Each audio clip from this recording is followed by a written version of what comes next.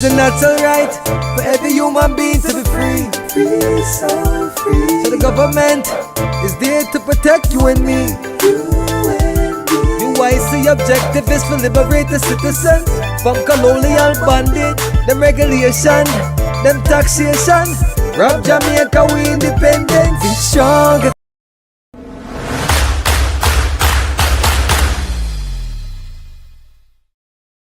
UIC Liberty TV. Change you can trust. Good evening, everyone. Welcome to another edition of UIC Liberty TV. This is Joseph Patterson. And tonight we're going to be talking about unemployment. We saw recently in the news that the unemployment rate is down to 4.5%. And you saw the Prime Minister gloating.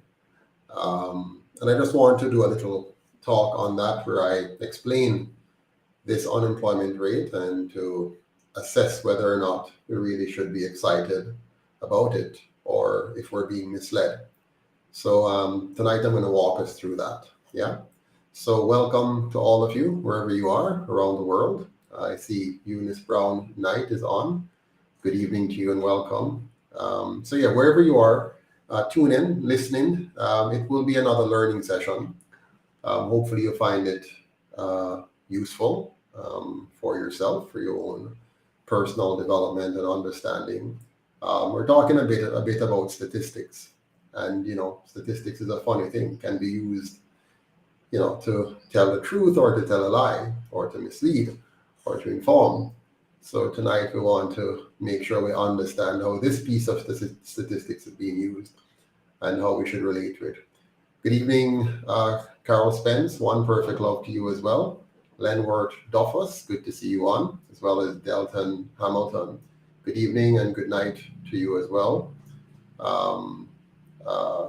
Medallion and Andrew McGregor, Juliet Chambers.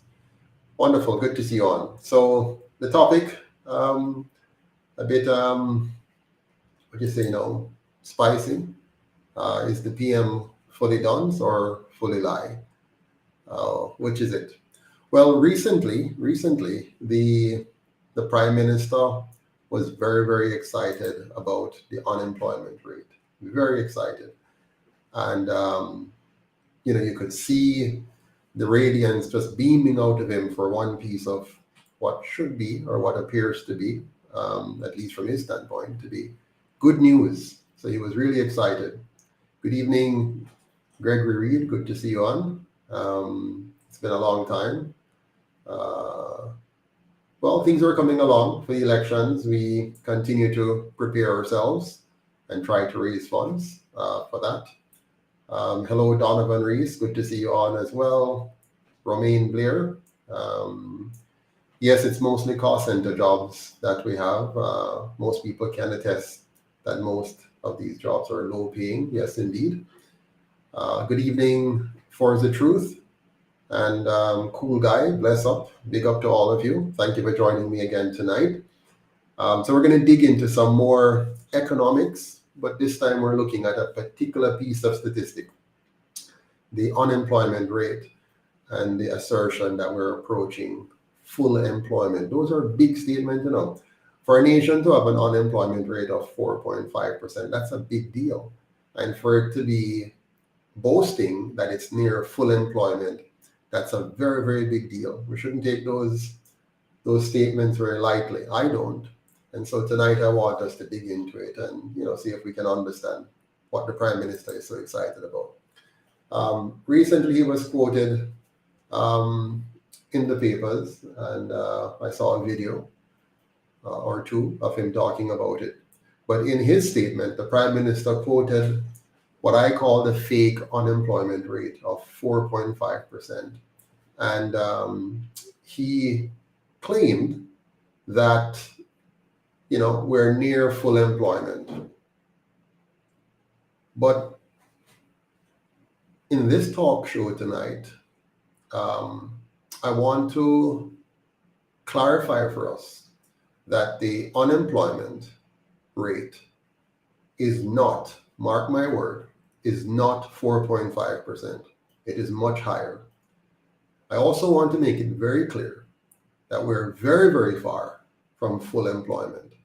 So I'm here tonight fully opposing the Prime Minister's statement and throwing cold water on his announcement that we're approaching full employment. Now, this then begs the question, was the Prime Minister lying or was he just fully dunce? As you know, Andrew has a history of being deceptive and cannot be trusted. He has tried various things to get around the system. So you can't really trust him with just about anything. So it's very likely that he was trying to lie to the people of Jamaica, to create a false narrative that things are going well, when he very well knows 100% that the opposite is true. On the other hand, he could very well be a cunning and tricky politician, but not necessarily a smart cookie when it comes on to understanding economics and statistics. And as such, he may have taken Statin's report at face value, didn't ask the right questions, didn't know how to ask the right questions. Maybe he could not properly analyze their report. And so he took what they said and just run with the surface information, right? Run with what sounds good to him, but not necessarily having done a deep dive himself, having the skills that you'd expect of any CEO, yeah? So it could be that he's politically savvy, but dunce. Could be that he knows how to trick people, but isn't really that bright when it comes on to the technical skills necessary to analyze statistical reports, as any good chief executive officer should. Now, I'm not saying he's one or the other. I don't know. I've never had a chance to fully assess the Prime Minister's competences, because in politics, people don't necessarily do what is right or what they know to be right. They may do anything just to win. So there are some people who their ethics is that you do whatever to win. So if you want to tell a lie on somebody, if you want to deceive people, whatever it takes, they're willing to do it to win. So it's very possible that the Prime Minister is what you would call an effective, deceptive politician, and he might not necessarily be somebody who is equipped to, properly analyze data and figures, and that is what was required of the Statin report. I read the report. It's a pretty intense piece of document, and it does require that you're able to segment the pieces and really narrow it down to what is really going on here. So if I were Prime Minister, I would ask Statin some very important questions about their methodology, about the approach to calculating the unemployment rate, the sample size, the strattering of the sample, and all of that. So I'd ask some serious questions to satisfy myself that this really is representative of the Jamaica that I know. I could hardly believe that the Prime Minister could say what he has said, knowing the Jamaica that we know. So in any event, whether he's lying or just dunce, his pronouncement that we're near full employment means he's completely out of touch with the reality created by his party and the other colonial party over the last 80 years of their misleadership of our country.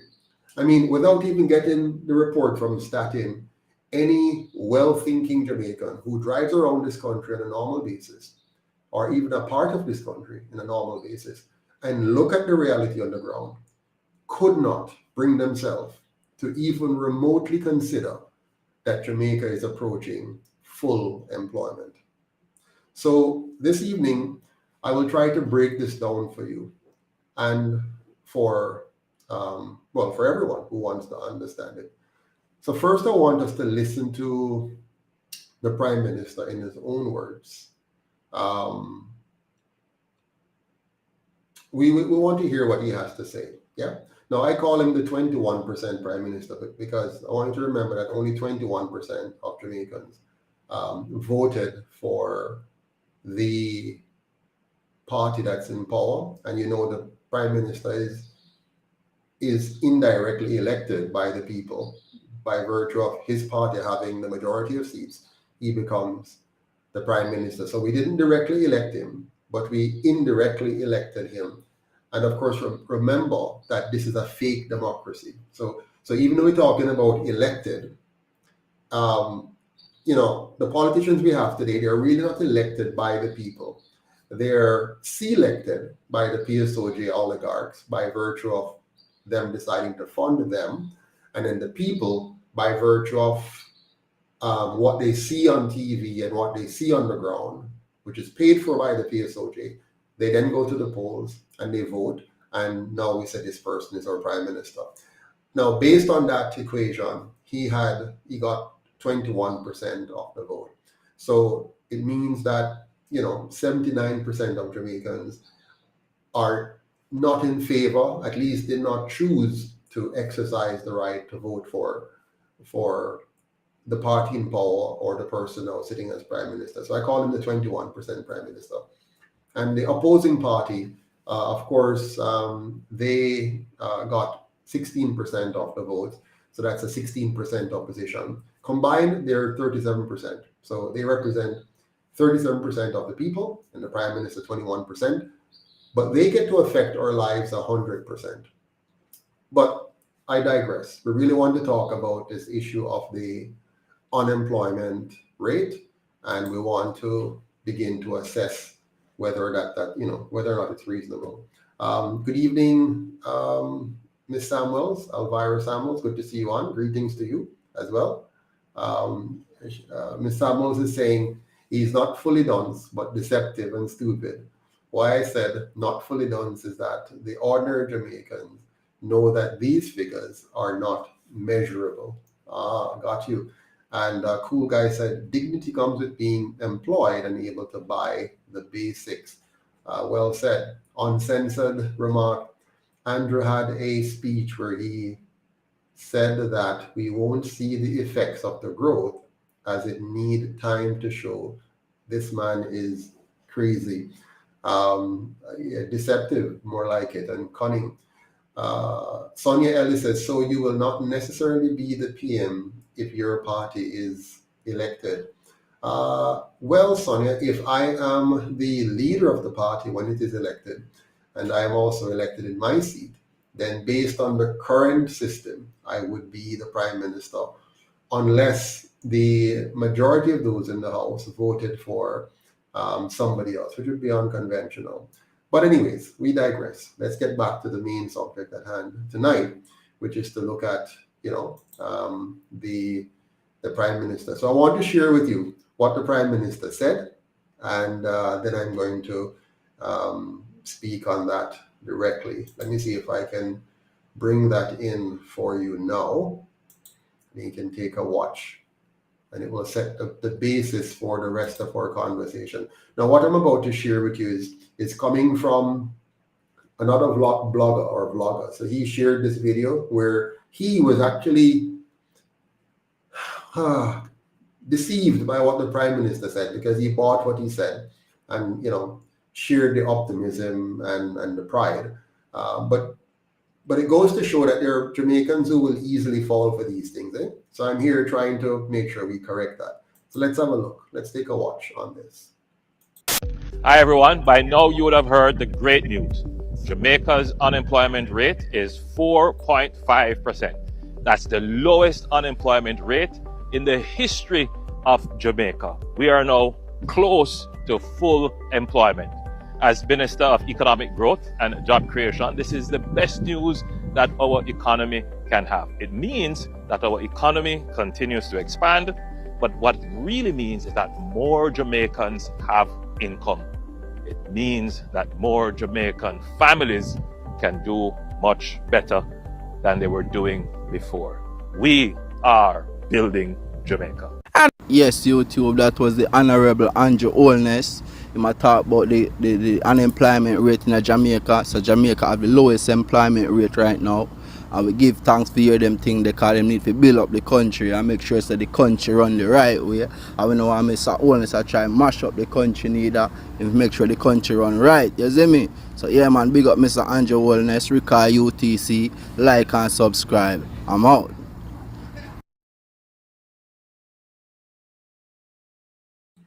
Yeah, so there you have it, the Prime Minister. He has convinced one person that what he's saying makes sense, even though the person has some skepticism there. Yes, Miss Elaine Besley Anderson, for sure, that is a big lie. And we're going to prove it tonight. We're going to break down the numbers and get a sense of what's going on here. You know, what is the Prime Minister trying to pull over on us? Now, you know, you heard it. The 21% Prime Minister said that our employment rate is 4.5%, which I will prove is not true. He also said that we're near full employment, which is a bold-faced lie. So we're going to disprove all of this tonight. Before I go any further, though, let me share with you an article by Peter Espute that puts this in context for us before I share my own analysis for your full understanding. Now, this gentleman, Mr. Peter Espute, is a very smart guy. He writes a lot of articles in the Gleaner, and I oftentimes, you know, read what he has to say because he does make some sense, a lot of good sense actually. So I'm going to share with you his article.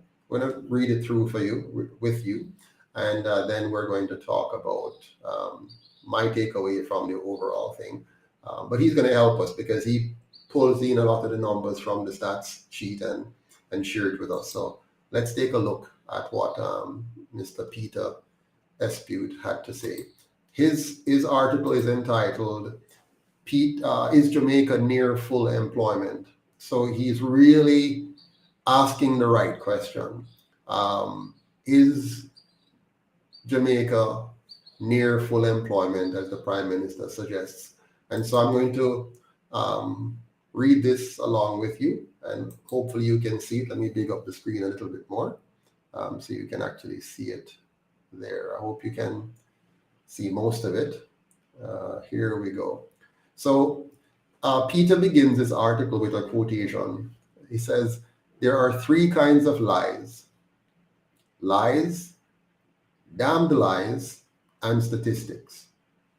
This pithy adage is attributed to the American author Mark Twain, who himself attributed it to British Prime Minister Benjamin Disraeli. When fresh out of sixth form, I went to the University of the West Indies in 1970 to study chemistry, a survey course all students from all faculties had to take called Use of English. I enjoyed it thoroughly and taught creative writing and clear thinking, including the principles of logic, one of the important components of philosophy. One of the set of books for that course was How to Lie with Statistics. Very interesting, How to Lie with Statistics, by American journalist Darrell Huff. The book is about how numbers can be manipulated to trick people into making false conclusions, and how to spot when you are being fed a bill of goods. Now, that sounds like a very good book, you know, How to Lie with Statistics. So that book is teaching you how to spot a phony, a trick. Now, he goes on, last week, August 15th, the Statistical Institute of Jamaica, Statin, released the results of the April 2023 labor force survey, which reports further reduction in Jamaica's unemployment rate to a record 4.5%, which is 1.5 percentage points lower than the figure for the corresponding period in 2022. In other words, last year at the same time, unemployment was 6% according to their report, and this year it's now 4.5%. Let's continue. Responding to this, last Wednesday, August 16th, that is, Prime Minister Holness described the announcement as great news and said this means that we are now close to full employment.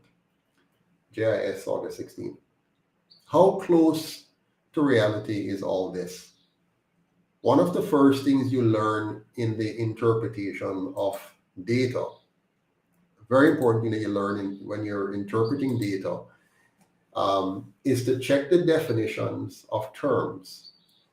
In the notes provided by Statin, which accompany the labor force survey, we learn that the labor force is made up of all persons who were employed in any form of economic activity, to be defined later, the document says, for 1 hour or more during the survey week. Really? Statin considers someone to be employed if he works only 1 hour in a 40-hour week. In April 2023 labor force survey, Statin reports that the number of employed persons increased by 43,300, bringing the total to 1,312,600. Nowhere do they report the number of hours worked weekly by their sample, and so we're left to speculate how many of the 1.3 million employed Jamaicans work 40 hours weekly or only 1 hour weekly. But clearly, with this definition of being employed, we cannot conclude by any stretch of the imagination that Jamaica's employed labor force is fully employed. In days gone by, Statin distinguished between Jamaicans who were employed and those who were underemployed. No longer. If you work 60 minutes or 120 minutes or 180 minutes per week, according to Statin, you are employed. My friends, is that full employment? Is that full truth? Now we can understand what Prime Minister Disraeli was talking about when he says there's, statistics, there's lies, damn lies, and statistics. And so the April 2023 labor force survey reports that only 61,300 Jamaicans are unemployed. Wow. But it also reports, listen carefully, that 725,700 Jamaicans are outside the labor force. This is another matter of definition. To be considered employed or unemployed, you have to first be considered in the labor force. Of the 2 million or so of us Jamaicans who are 14 years old and over, 725,700 are not in the labor force. What does this mean? Does this large figure hide some persons who should really be called unemployed? Obviously, this figure includes students, the aged and the infirm who are clearly not in the labor force. But there is a large number of others, which is where the definitions begin to trip in. If you're not working and have not looked for work during the previous month, you're dropped from the labor force. I'll say that again. If you're not working and have not looked for work during the previous month, you're dropped from the labor force. You're not going to be counted in the number used for the calculation. It used to be 3 months that they would look at. Now they're looking at 1 month. But Statin changed the definition in the 1980s, and the labor force immediately shrunk and the employment rate increased. You see the trick? So they shrink the definition that caused, they changed the definition that caused the total labor force that you're going to use in the calculation, right? They shrink that, so that number goes down, so that your employment rate will now increase because you're using a smaller base, right? So you're going to increase your rate. And so, continuing, if you previously looked for work, you registered, okay? You registered with an employment agency, you wrote a job application letter, you asked your friends or church brothers and sisters to look for work for you, or you visited a job site in search of a job without result. And so you stop looking during the survey week. If you stop looking, you're dropped from the labor force and don't get a chance to be deemed unemployed. That's what statin is doing here. I hope you're following so far. Okay. This is very, very important for you. Statin states that a person is included in the labor force as unemployed if they did not look for work during the survey week, but nevertheless were ready and willing and able to work if offered a job. Good luck in measuring that. In other words, how did they figure out that part of the survey? Anyways, Peter wrote, as I drive during the work week through the areas in which I serve as a clergyman, Hannahtown, Denhamtown, Jonestown, Trenchtown, Tivoli Gardens, Rosetown, Greenwich Town, etc. All places I know. I used to live in around those areas. A constant feature is large numbers of idle people on the street. Maybe some of them work 1 hour each week and are categorized as employed, or maybe they're classified as out of the labor force. It's hard for me to accept that Jamaica is nearing full employment. The fact is that labor force statistics have propaganda value and can be manipulated and interpreted to suit political agendas. Of course, there's also the possibility that the politicians do not understand the data that they're quoting and interpreting. How credible is this? Are we being intentionally misled? The politician-friendly media help this propaganda agenda with superficial analysis. Surely, economic journalists are trained to understand labor force statistics. Jamaica's economy cannot grow, and poverty will not be reduced if large numbers of employable age are excluded from the labor force. Those not working are supported by those who do. Too many unemployed men I know are of limited literary skills. Our failing education system fails not only our citizens, but also dampens Jamaica's economic prospects. Our population is growing so slowly. We're told that Jamaica may soon have to import even unskilled labor. I suppose this is only to be expected if we lose thousands to migration and abort 22,000 babies annually. Population policy and economic policy or education policy are supposed to feed into economic policy. Jamaica will be condemned to low growth and continuing poverty without a growing population and an educated labor force. And that ends the article from Mr. Espute. Now I'm going to dig in from my angle. Mr. Campbell, Mark Campbell says, kick rock, no joke. Everybody and their mother is a TikToker and YouTuber now. To me, that's why the unemployment rate gone drastically down. Okay, I see what you're saying. Interesting. All right, so let me shift gears a little bit now and dig into my full take on this. I want to break this down for you further to prove beyond a shadow of a doubt that the Prime Minister is either lying or DUNCE. You'll be the judge in the end. Now, Jamaica's population is not growing. I looked at the numbers. We actually declined in our population, meaning more persons left or died than were born in the last couple of years. So our population is shrinking. Right now, Jamaica's population should be similar to Singapore's. You know, we should have roughly around 6 to 7 million people here today if we had had a normal population growth.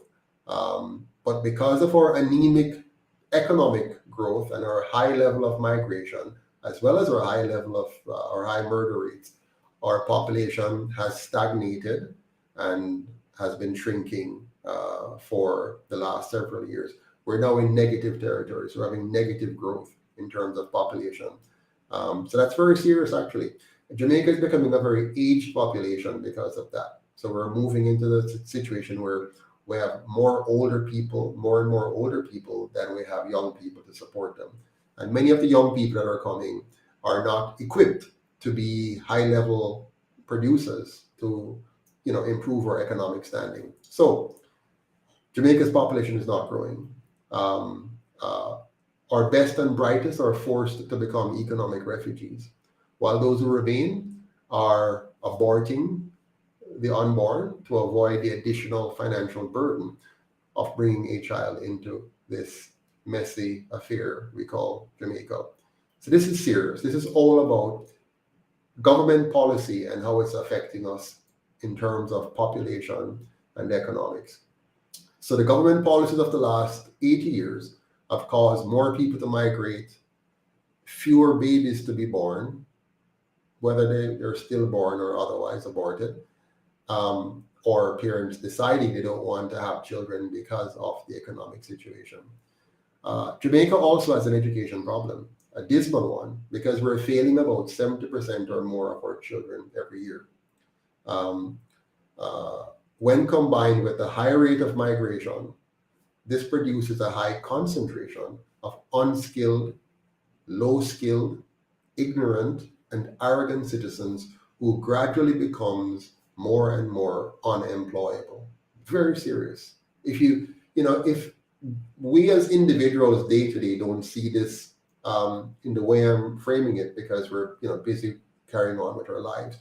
But if you think about that reality, that we're failing 70% of our students every year, and that a lot of the best and brightest are leaving us as quickly as they can, and we're concentrating the worst of us, low-skilled, unskilled, ignorant, arrogant, and many of those persons stay out of the regular job market for such a long time that they become unemployable. These are very, very serious statistics and trajectory that we're looking at. We should be seriously concerned about this.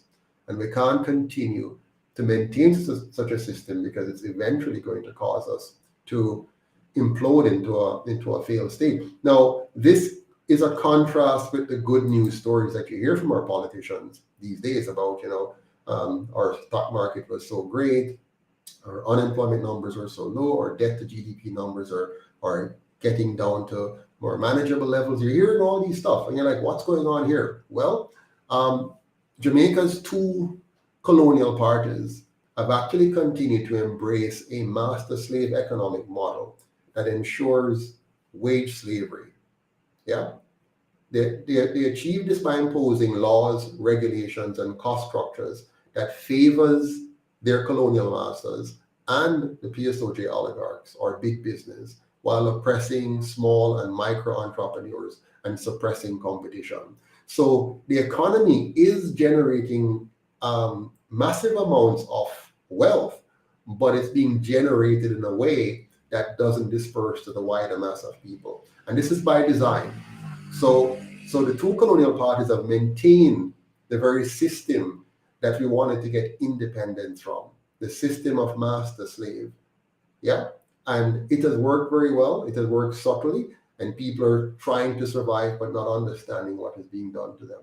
In this master-slave economic model, it keeps the colonial masters on the top, with the two colonial parties as their local overseers or agents or puppets. And they're kept in check by the PSOJ oligarchs who fund their campaigns, so they get to call the shots. This means the two colonial parties will never do anything that is not sanctioned by their colonial masters and the PSOJ oligarchs. And what is the interest of the colonial masters? What is the interest of the PSOJ oligarchs? It is not the people and their development and their prosperity. It's something else. The colonial masters want our natural resources for almost nothing. They want it very cheaply. So they want to extract our bauxite very, very cheaply and leave us with the ill effects of that, the destroyed topsoil, the poisoning of our air, the poisoning of our water, the displacement of our farmers. They don't care. They just want to get whatever they can get out of us and leave us with the problem, the cancers, the food insecurity, the water problems, and so on.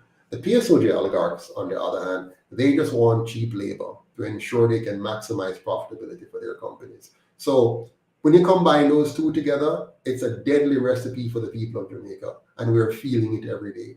They get this kind of environment by eliminating competition for labor, by limiting entrepreneurship, and setting artificial barriers, artificial low wages so they can corner the masses and milk us like they did the slaves. So slavery hasn't left us. It's just a different form, a more sophisticated form, a more sanitized form that makes you feel like you have hope, you can do something, but you're really edged in. Now, a few of us can break slightly out of the mold, and then we have to decide, where do we go? Most people just side with the backer master, side with the colonial master, side with the PSOJ oligarchs, because they don't want to lose whatever ill-gotten gain they have achieved by learning to navigate the system. So when they learn to navigate the system, they sit on it and just fit in, and they're not prepared to do what I'm doing and step out and fight for change. They'll just get the small benefits they get while Jamaica gradually grinds into the ground. And many of them hope that by then they'll get a passport and visa and fly to somewhere else, you know. Or the truth is, they may not even think that far. You know, I hope you're following, because this is really what is happening. Yeah. Ms. Pinnock, good to see you on. What did you say there? Your organization with you at the helm is the change we need. Thank you. Very, very much appreciated. Chinese will make up the difference, says Jamflix. Yep. No, I'm going to get to that about the living wage and so on, but let me continue. This master-slave model of economics results in you take whatever wages they offer you or starve, because between the colonial masters and the PSOJ oligarchs and the politicians who are acting as their gatekeepers, you cannot escape their excessive taxation, their draconian regulations, or police brutality and incarceration. That is why Jamaica manufactures so many legal and illegal criminals of every description, from corruption and scamming to outright armed robberies and hitmen. We're very good at producing criminals because the powers that be crowds out the majority from accessing what we need to access to build more business opportunities and create more jobs and higher paying jobs for our people, because the system systematically concentrates power and wealth in the hands of a few, marginalize the rest of us. And so those on the fringes gradually turn to something else to find some kind of power and some kind of reprieve and some kind of prosperity in whatever shape or form that may take. This means the formula that they're using to calculate unemployment is significantly flawed. If you look at what I just said a while ago, you cannot now use the formula that they're using. It's just not a good formula. It does not really look at the realities that we have in Jamaica and make sure we're coming at it from a proper set of metrics. And so we end up with the fake data that we have. So first of all, it is a survey or a poll. So to understand this statistic, you must know that it's not real. It's not them going around and counting every Jamaican who is unemployed and every Jamaican who is employed and so on. It's a sampling. You take a sample and they stratify that sample based on different regions and so on and pick the number of persons. It adds up to about 1%. Yeah. So it's not a real count of A, those who are willing and able to work, and B, those who are unemployed, and C, those who are underemployed, and D, those who are unable or unwilling to work. Now, those are the stratification they should use and get real numbers based on the fact that they do collect a lot of data. They collect data about students in schools. They get data about people who are employed. They get data about companies that are registered. So there's other ways for you to have a good feel and understanding, but they don't want a good feel and understanding. They want a misleading statistic to continue to mislead the people. Now, the current survey claims to have taken a sample of 1% of us. If during the last week, the time when they take the measurement, did we work for 1 hour or more on a farm or in a business of any kind? So if in the survey, based on how they ask you the question, you end up suggesting that you work for 1 hour on a farm or business of any kind, then they will count you as employed. Do you consider that to be a good measure, a nice measure, a responsible measure, a very adequate measure? I don't. I think that's a real joke, actually. You also know how Jamaicans work, right? How just look at how government workers work. You know, how efficient, how thorough, how careful do they carry out their work? They hardly care about us. When you go into the office, you're treated like nothing. So these people are going out, and by the way, I've never been called. Nobody's ever checked to see if I'm employed or unemployed. I don't know about any of you. Nobody's ever come to my house or called me and verified, are you employed or unemployed for the purpose of this statistics? And I don't know anybody else who have been contacted. I checked around, nobody that I know have ever been called to be a part of this sample that they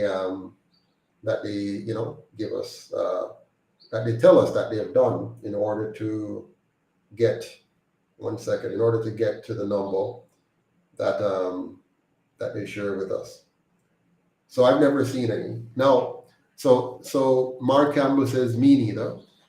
Ventus Brown said, good evening, Mr. P and UIC supporters. Good evening, Mr. Brown. Them cook the books, Acts 2:38. That's true. So, yes, Paula, Shelley, I hope we form the next government. It's not going to be easy because we do need a lot more resources to get out there. Thanks to all of you who donated. I saw a number of you sent in $25 and $50 and $10 in the last few days. Really appreciate it. Thank you all so very much for that. Without you, we couldn't do this. So thank you. So this is time. It takes time and energy to do what we're doing. And some people take it for a joke. They think that we should just do this, leave our families and work and just do this for fun. No, we need your help. We need your help to fund the research, to fund the campaign, to fund the work we have to do. But back to the main subject here. Now, the current survey claims that they have, sampled about 1% of us. If somebody worked 1 hour or more on a farm or business, then they're employed. Those who said yes to this question, I don't know how it was framed, amounted to 1,312,600 persons. Okay. The pollster also asked the same sample of 1% of us if during the period in question they were employed as described above, or were willing and able to be employed, or tried to be employed. And those who said yes to whatever way the question was shaped are counted as part of the total labor force. So the total labor force in Jamaica of a population of nearly 2.9 million is 1.3 million. So the total labor force is 1.3 million. Now, I hate to use the word labor force, but it's what it is. Now, subtracting the so-called employed number, which is the 1.326 or 1,312,000 from the labor force of 1,373,900, subtracting one from the other, you end up with 61,300 persons who are supposedly unemployed. Only 61,300. The Prime Minister and the Statistical Institute of Jamaica wants us to believe that in Jamaica, we have only 61,300 persons who are unemployed based on their survey, their poll, which is extrapolated to the rest of the nation. So those who did not answer the yes, to be employed, those who did not answer yes to be employed are included in the labor force, so they didn't fit into either employed or labor force. They're excluded, and they're neither classified as employed or unemployed. This number amounts to a whopping 725,700. Follow me here. The unemployed number is 61,300. This unclassified number, this big number, 725,000 who are neither employed or unemployed, but are over the age of 14, that big number is a very important number because we don't know the number, we don't understand it. They have not drilled down and given us what this number means. Now we know that, of course, in any nation, you're going to have persons who are not looking for work, not able to work, not willing to work because they are retired or they're attending school.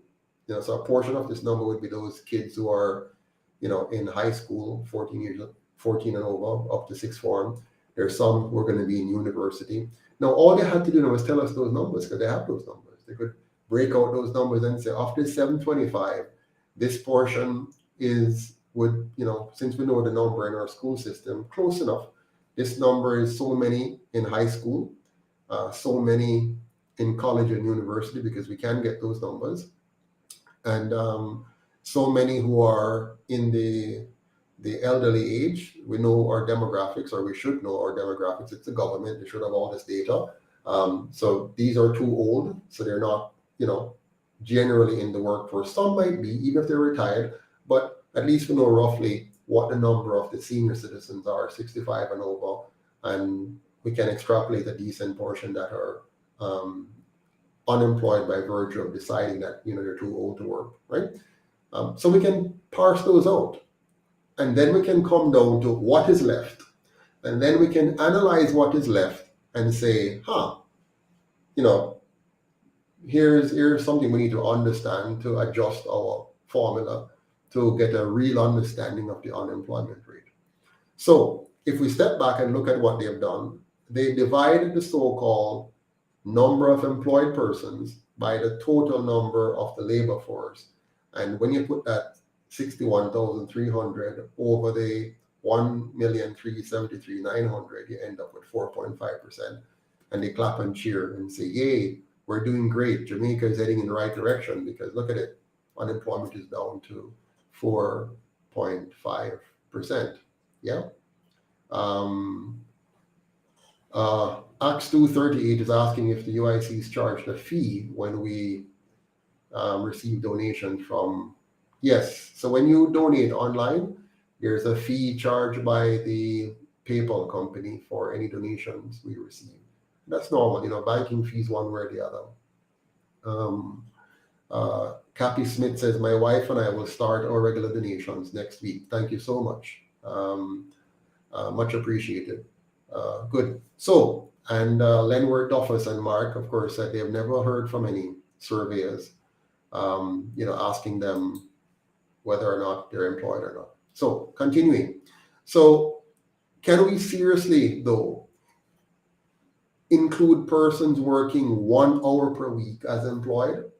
So if you took that number that they say are employed, which is 1,312,600, and you go back into that number and dig into it and say, no, man, a person working 1 hour a week, we're not going to consider them as employed. We're going to create another bucket and call that bucket the underemployed, which they used to do back in the 70s and 80s, and then they gradually get rid of it so they could improve the numbers. So if we were to go back into the data, of course, I don't have that data because Statin only give you the high level numbers. If they gave us the data, we could see the people who are, working 1 hour a week, take those out. I'm not employed. Seriously. 1 hour or 2 hour or whatever, are those who are employed in some marginal way whereby it's very unstable and unpredictable and really negligible in terms of how it can contribute to, a decent, dignified life. Let's get those numbers real. Let's do a little bit more work here and stop being lazy or deceptive. So if we knew that number, the people who are working ridiculously small hours, as they put it, and pulled it out, our unemployment rate would go up, maybe significantly up. But Statin has decided to hide those numbers from us. In the 1970s, you had to work 35.5 hours a week to be listed as employed in the 1970s. That was a real measure, or a more real measure. So back in those days, the measure that identified employed persons was a little bit more strict than it is today.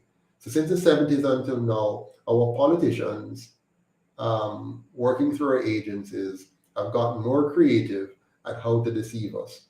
And so they lowered the bar from 35 hours a week as the basis to be considered employed, 35.5 hours, to now 1 hour per week.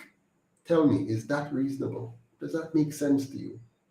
I don't think so. I don't think it makes any sense. I think that is quite deceptive. You see, most people aren't going to see this level of detail when the fake media come and announce and don't give us this kind of clarity. The fake media just come and say, oh, unemployment rate is now 4.5%, and the Prime Minister says we're approaching full employment. Cheers, cheers, cheers. They hardly ever give you any serious substantive analysis. Now, if you had some serious journalism, they would tell you this and tell you what I'm saying, of course, in a shorter form, but at least tell you that you should accept this with a grain of salt, or maybe a pound of salt. So, can we honestly assume that 725 persons who are not working should be excluded from the bucket called unemployed?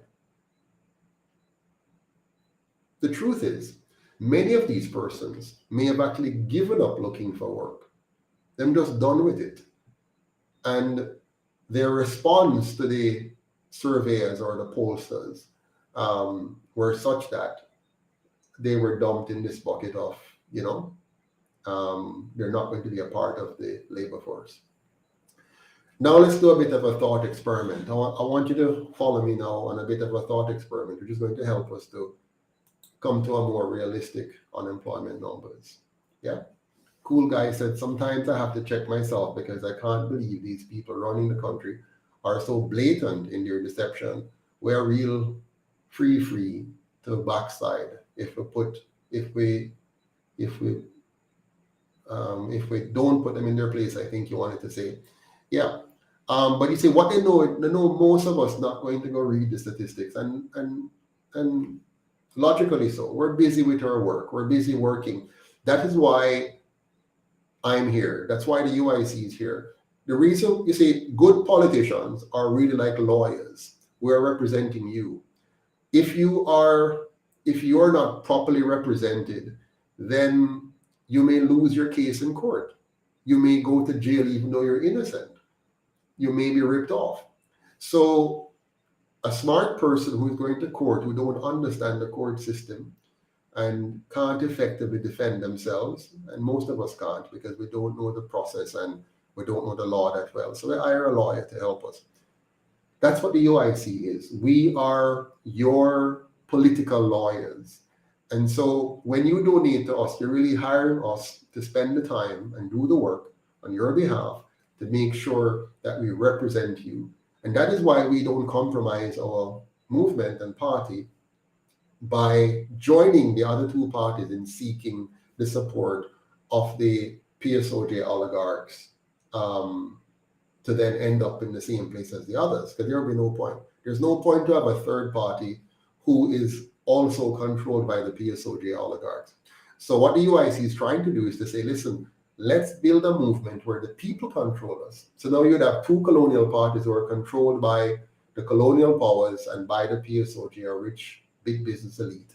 And you'd have the UIC who is controlled by the people, funded and controlled and owned by the people. So that when we go into the electoral process, like a good lawyer, we're working for you. A bad lawyer is one who you hire, but your opponent is paying them behind the scene for them to work against you. That's a bad lawyer. And that's what we have in Jamaica. The two parties are bad lawyers. They pretend to be working for us while they're actually working for those who are not working in our favor. They're working against us. Yeah. So, yes, Miss Eileen Besley Anderson, in reality, that is the job of the true political party, to represent and work for the people. And that's what we're trying to do here. Thank you. Now, as I was saying, let's do a little bit of an experiment. Let us assume for a moment, and I did the math here. Let us assume for a moment that frozen. Okay, memory.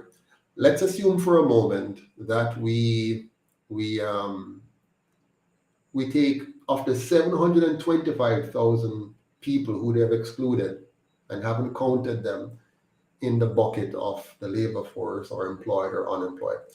Let us assume that after you take out the elderly, take out the high school students, take out university students, take out the infirm, and all of that. Let's assume that 25% of this number, of 725,000, let me just remind myself of the math here.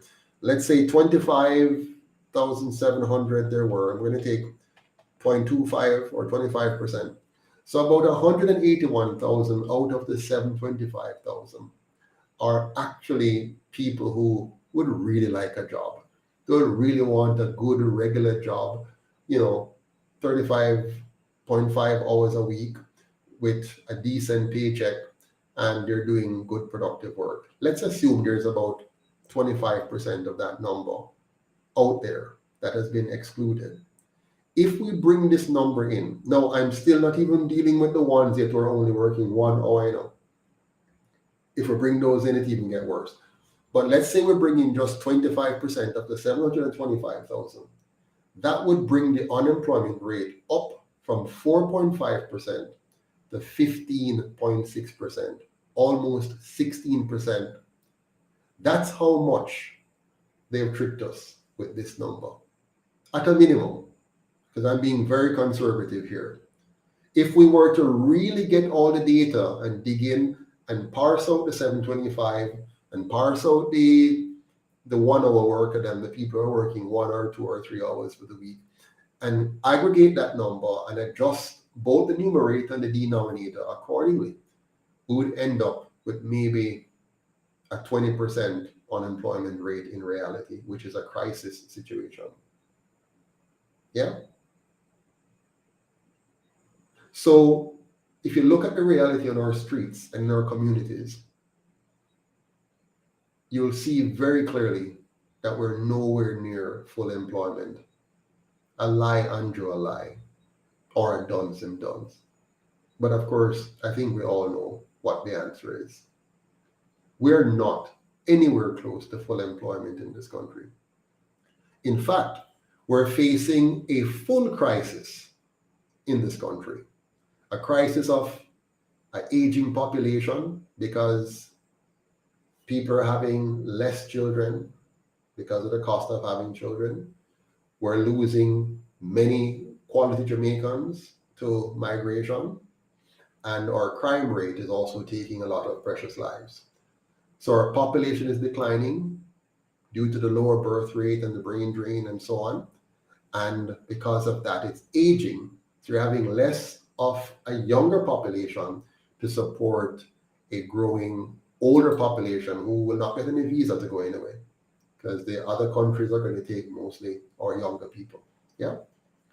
So Ms. Samuel says, Mr. Patterson, with the implementation of computers, the more unemployment occur. Yes, even the security guards are being employed as receptionists and computer operators with the same security guard pay. Absolutely.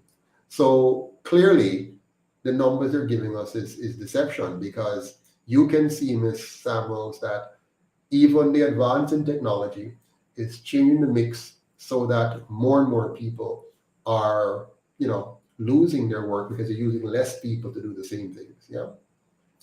So, the fact of the matter is that we're in a crisis. Population aging, population decline, high levels of insecurity. Most of us feel very unsafe in our communities. A lot of people who are working poor. They're going to work, they're getting a paycheck, but the paycheck can hardly cover anything. So they pay bus fare, they buy lunch,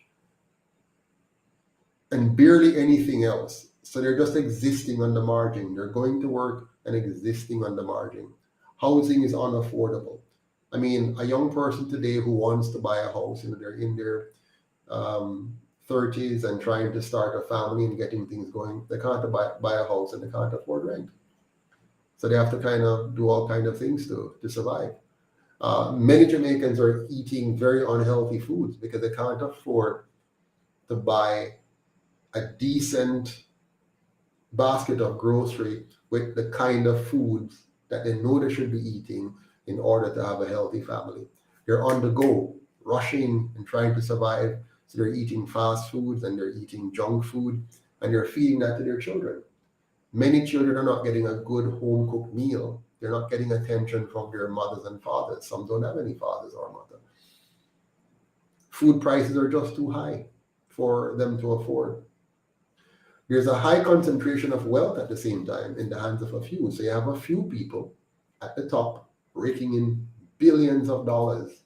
A very few people, 10% of Jamaicans who are controlling 90% of the wealth, while the other 90% is living on 10% of the wealth. That's the kind of Jamaica that these two parties have built, that they have created, that they have sustained, that they are protecting. And we, the people, if we're going to change that, we're going to have to own our own party, own our own movement, and do it. And we have to be careful about those who come to us and tell us that we should join their party to do it, because they may not have any sense. They may just simply have sweet talk. But there are others who might be even more charismatic. I'm not charismatic.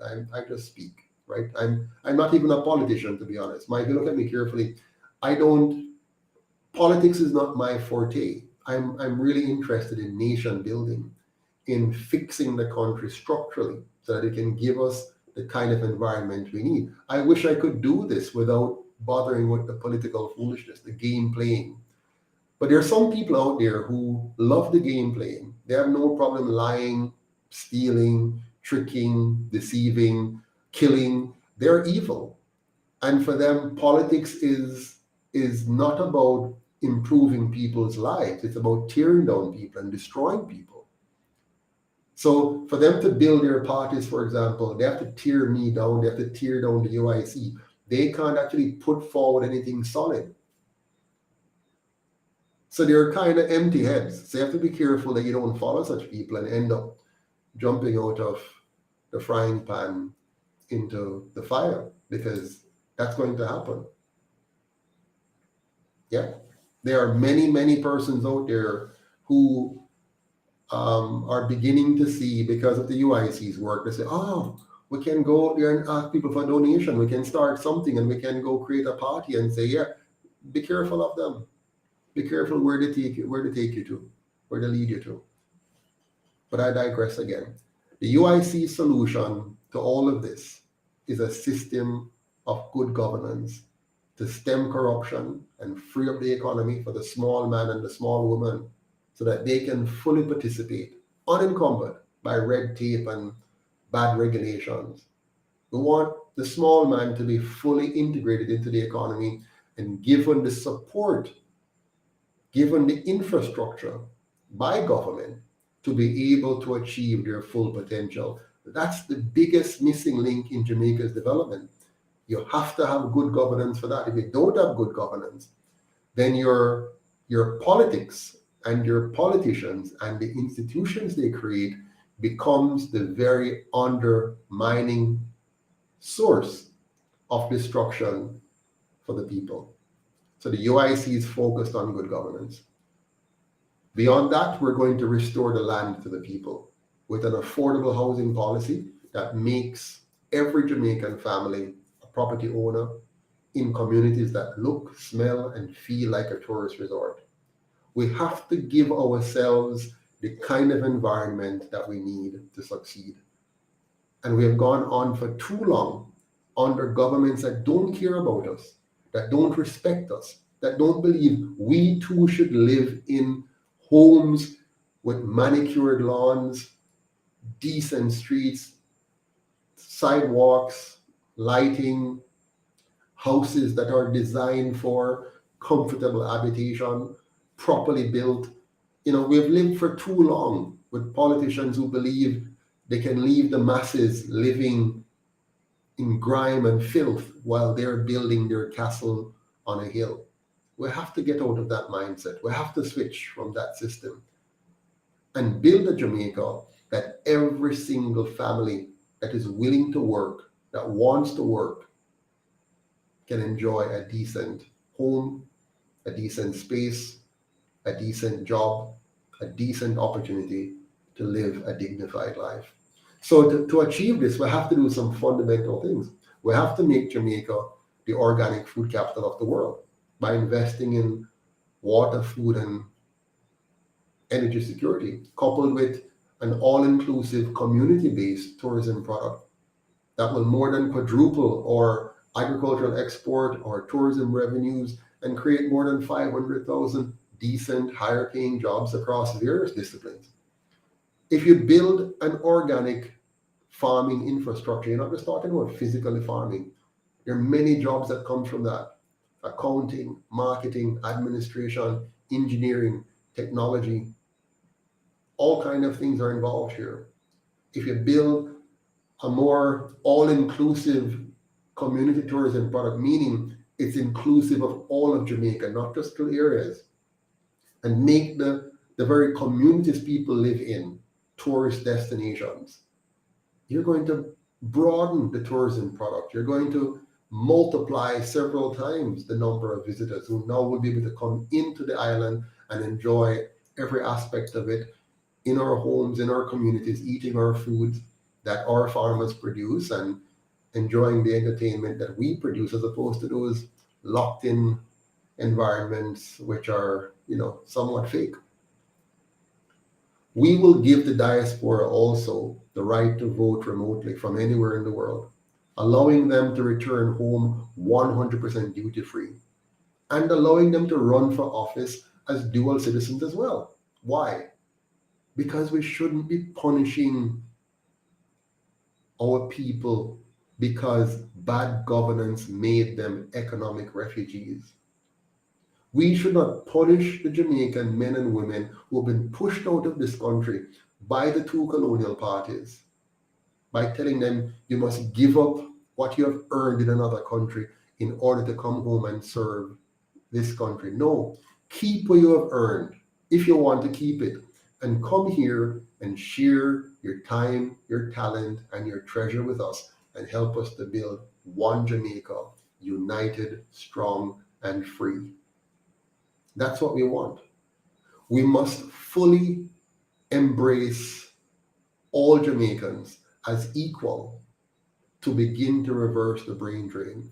If we continue to divide ourselves into those who live here versus those abroad, those who have other citizenships versus those who don't, if we continue that division along the same way we have divided ourselves into parties, we are not going to realize our full potential. So the UIC's position is, let us embrace all Jamaicans everywhere, around the world. You're a Jamaican who's a German citizen? Great. You're Jamaican just the same.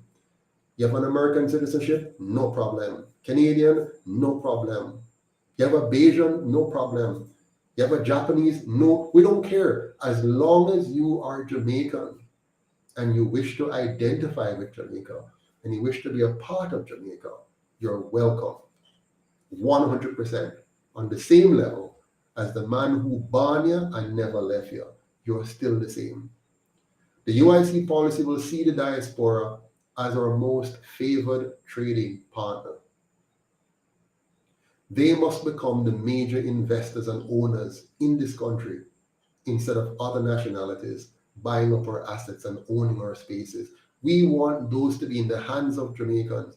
Let us welcome home our Jamaicans from around the world and invite them to become the new asset owners in this country, together with the local Jamaicans, joined hand in hand to restore our nation, or rather to create for the first time the full-fledged independent nation that we've always wanted to be. That's what we want to create. That's what the UIC is about. Yeah?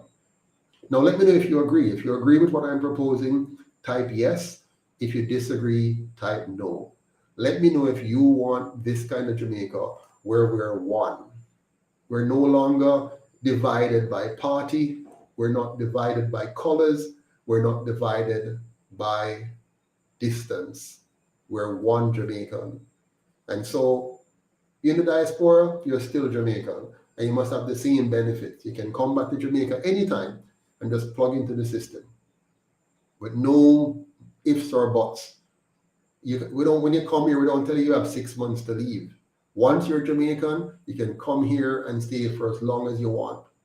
Leave as regularly as you want. Go wherever you want. Bring back whatever you want. 100% duty-free back to your country. That is the kind of Jamaica we want to create.